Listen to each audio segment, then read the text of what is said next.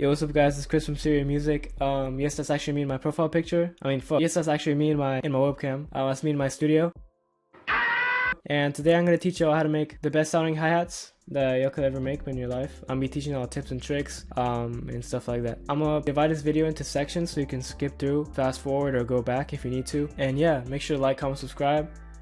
Put some reverb on that like button, like EQ that subscribe button, and comment everything, okay? So yeah, let's get into the video. Alright guys, so the first thing we're going to be talking about is simplicity. Simplicity is key to making hi-hat patterns to sound like they belong and coexist with other elements of the song. So it's best not to be too complex with your hi-hat patterns. You know, if you can if you want to, obviously, but the more simple something is, the easier it will go with other elements of the song, like the vocals, the melody, and even other parts of the drums. So you want to keep it simple if you can. Even the top producers, even the people that produce for like Drake and shit, the pattern that they use is usually just this, which is called the two-step hi-hat pattern. You know, it's simple and effective. So what that would sound like is something like this. Simple. So you know, it's not too distracting, and it fits in like almost every scenario. I can't think of a pattern that could not fit with this. Okay, this is super simple. This is pretty much used in every song. Alright, next we're going to be talking about variation. Simple hi-hats work with any type of pattern. It's like a multi-tool of hi-hats. You know, you smack it on any drum pattern, any type of pattern, and it'll just like do its thing. It'll just work. But they can get pretty boring and repetitive. Like, there are still like plenty of songs that just use this pattern the whole way through. And that's fine, you know, as long as you have like other interesting elements of the song to keep your listener engaged, then you know it's fine to have a simple hi-hat pattern. But adding variation will always help your sound more professional and more interesting to listen to. Okay, so one simple way to add variation to your hi-hats is by adding hi-hat trills or bursts. And what that would sound like is this. It's basically this sound right here. Okay. So one way you can do this is by going wherever you want to place your trill. So let's say I want to place it right here. I need to stretch this note out for however long I want it to be split for. And then click Control, left click, and drag over like this. So it's highlighted red. And then you want to go up here to this like magnetic looking thing. I don't even know what that looks like, to be honest, but you know, you select the beat that you want it to be divided by. So if you click 1-4, see how these lines right here change? That means that it's gonna get split up based on these lines right here. So now you hit Control U and it gets split up like this. And if I wanted to change how it's split up, let's say I want it to be 1/6, you know, I go here, yeah, 1/6, just like that, and then Control U again, and now it gets split up based on these lines. So what that would sound like is this. And yeah, that's how you do it. The other way of doing this is by doing it manually. So what you would do is you just place the notes where you want it to be placed. As simple as that. So I just manually place it like this. Same thing as like the last pattern. Sounds the exact same. You know, two different ways of doing the same thing. You can also hold Alt to place the notes in between the lines. Okay, so you're not just locked into the lines right here. You can click Alt, which is like a free place or whatever. So I could like do something like this while pressing Alt. It takes more time, but it's manual and you get exactly what you want. So this would be a tighter trill, which would sound like this. You know, that's obviously like way too tight, way too fast. So you know, you can just experiment around and play around with different lengths of trills and stuff like that. So yeah, that's the second way you can do it. Alright, so another way we can add variation is by adding hi-hat step downs or pitch downs, you know, playing with the pitch of the hi-hat. That's gonna give it even more variation combined with the trill, and it's gonna, you know, it's gonna be cool, very cool. Let's apply the technique I just showed y'all previously. So okay, so I'm gonna stretch this note out, control drag it, click Control U. Now it's split up. Now for the pitch down, all you do is this is how you pitch up or pitch down a hi-hat. You want to play around with the spacings of the notes because sometimes it'll sound better if you stay in the key.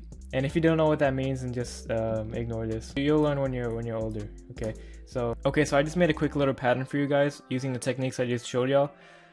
So yeah, let me play it real quick.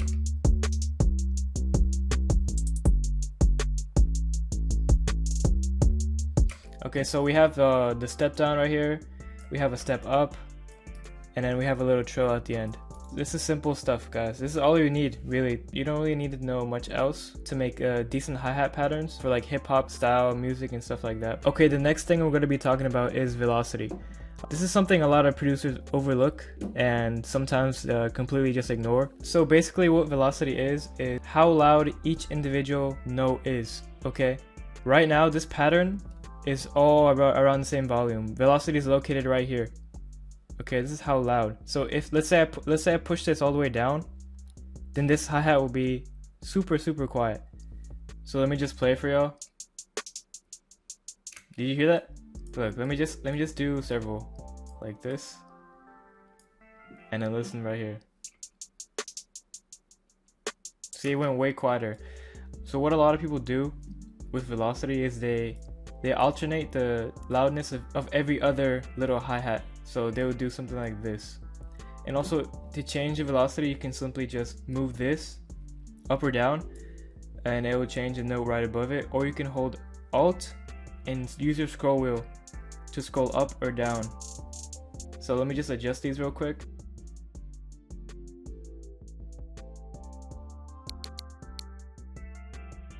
Okay, so I just adjusted them, and I removed the little step down and pitch up right here just to make it easier for you guys to listen to it. And yeah, let me play for y'all and try to notice the difference, okay?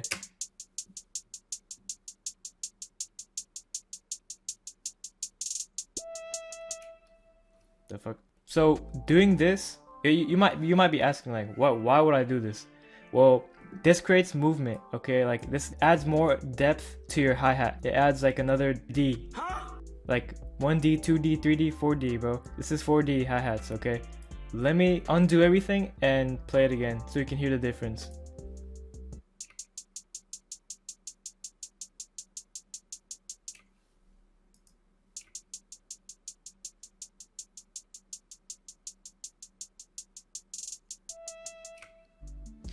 Okay, so you should have heard the difference, bro. If you didn't hear the difference, you gotta listen more closely, or use headphones if you have some.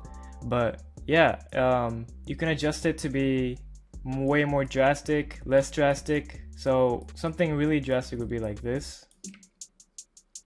But I personally think that's too much. I usually just go for like just a tiny bit around here.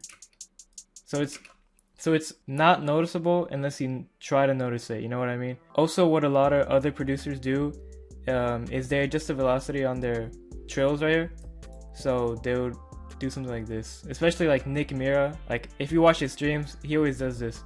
He'd be doing this little ladder, I mean this staircase thing. I don't know, it looks like a staircase to me, but so yeah, it makes it loud to quiet.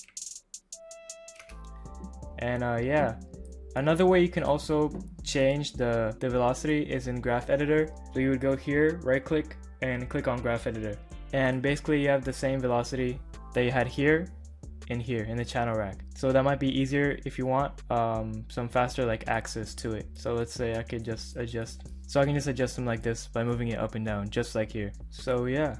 Okay, moving on, we're going to be talking about triplet hi-hats. The best way I can explain triplet hi-hats is simply just by showing you how to make them. So that's what I'm gonna do right now. Then later I'm gonna explain more in detail what they are. To make a triplet hi-hat, you want to choose where you want to start it. So I'm gonna choose right here in this area, and then you go to the magnetic thing and you go to 1/3 beat. This divides each one of these into 3 instead of 4, because before on the normal time each beat is divided into 4, okay? But now we're in compound time. That's what it's called. So there's 2 ways to do this, you know, like I showed y'all. Y'all could control drag it and control U, or you could place it manually, okay? So I decided to do it like this, and I'm actually alternate them like this, and that would sound like this. Okay, this is another example because that was kind of mid-ish, bro, not gonna lie. But yeah, everything highlighted in red is a triplet hi-hat. So this is what it sounds like.